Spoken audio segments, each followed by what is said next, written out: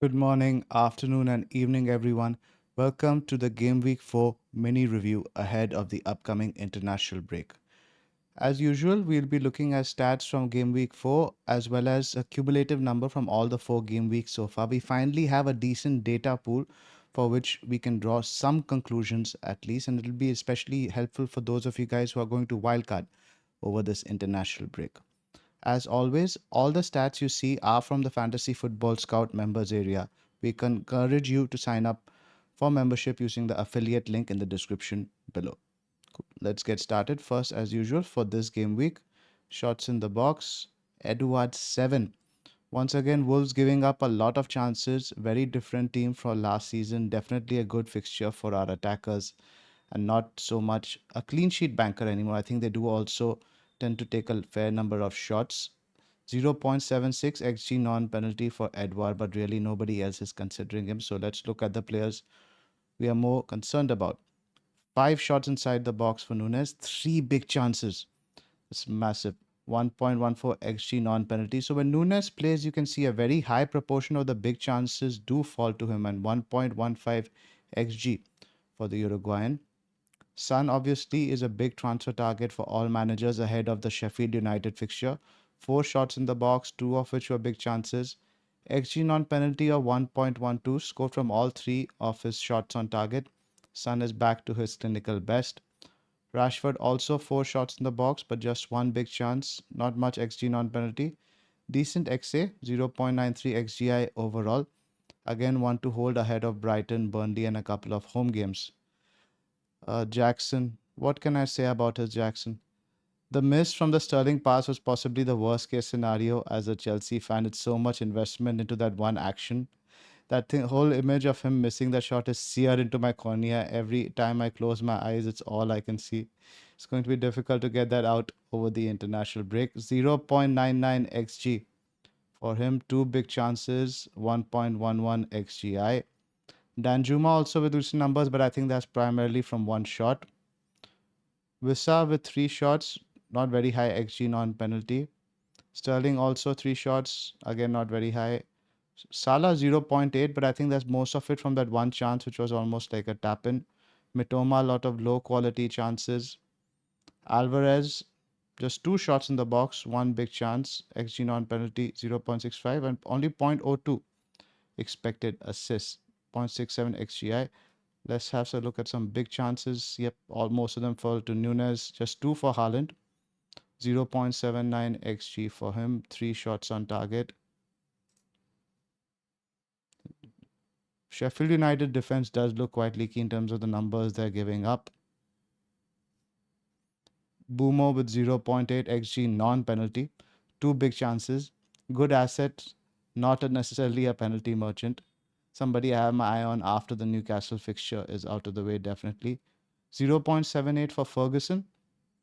Very impressive performance, but again, European fixtures are coming up for Brighton. I'm not sure me or anyone else is going to go there, but a good pick, decent upside.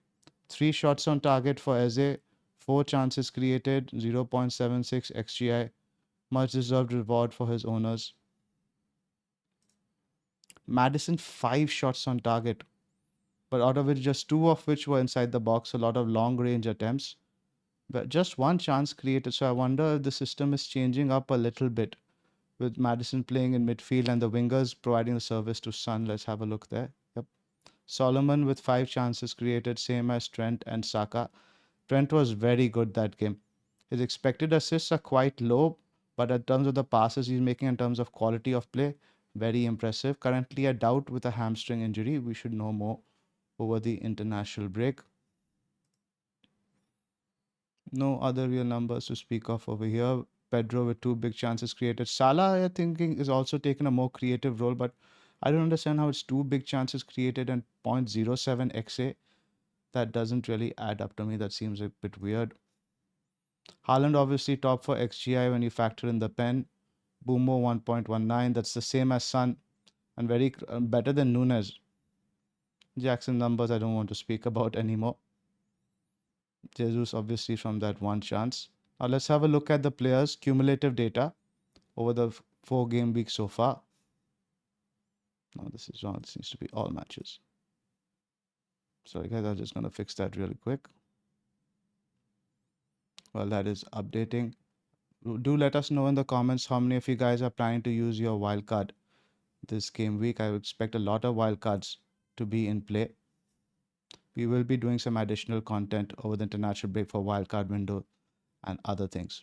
Right now we have the cumulative data so far. Shots in the box: Haaland top, Edward 18, Visa 14, Jackson about there, Alvarez with some decent numbers as well, 11.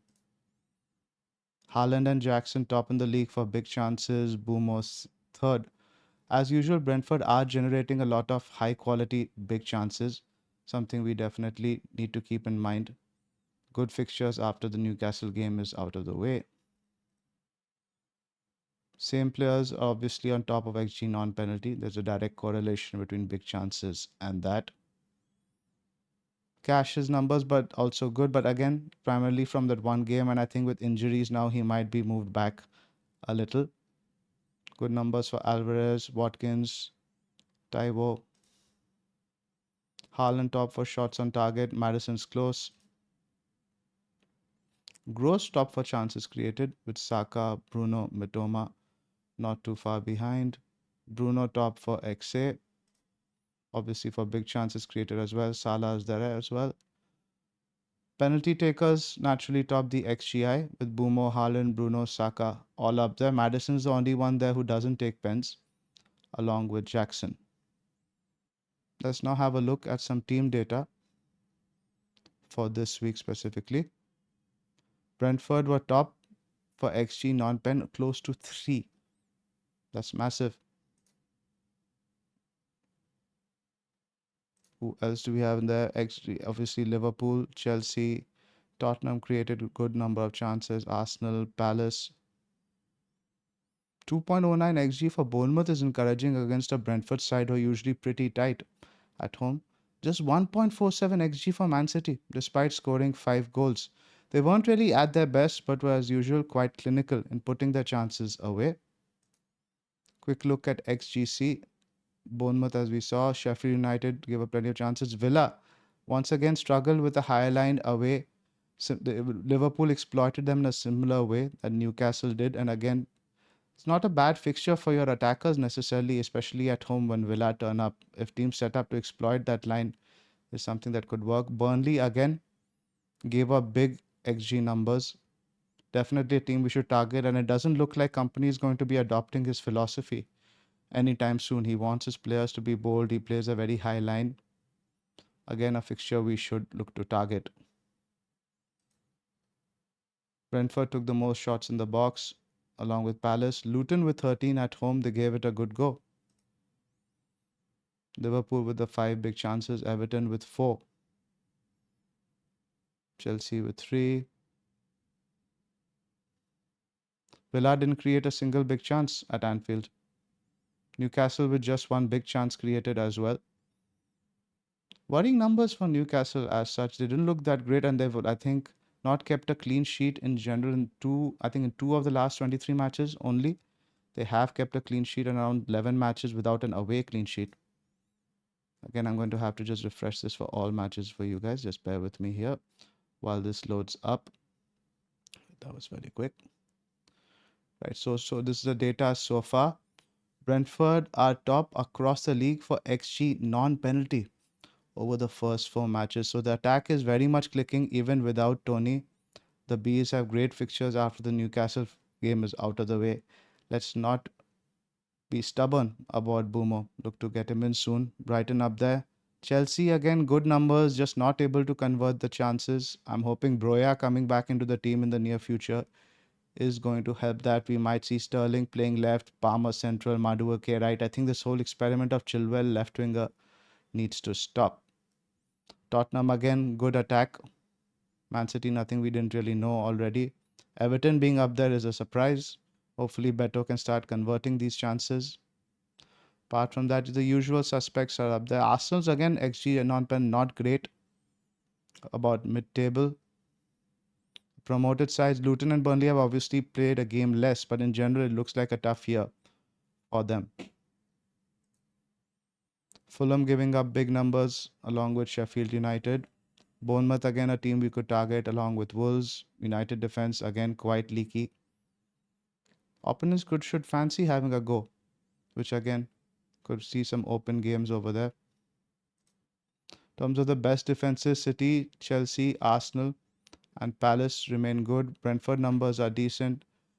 Newcastle, despite not keeping a clean sheet yet, decent XGC numbers. How many big chances are they conceding? Not many big chances as well.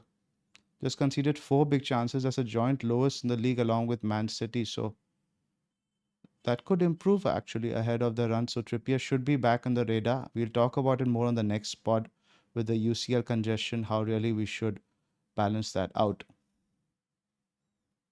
West Ham conceding a lot of chances but not many goals. That's interesting as well.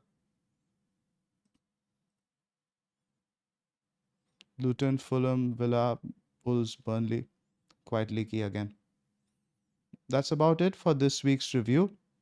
Do let us know in the comments how you enjoyed it. We will be providing some more additional content over the international break. So remember to do like and subscribe as always. Thank you for joining us and have a nice break.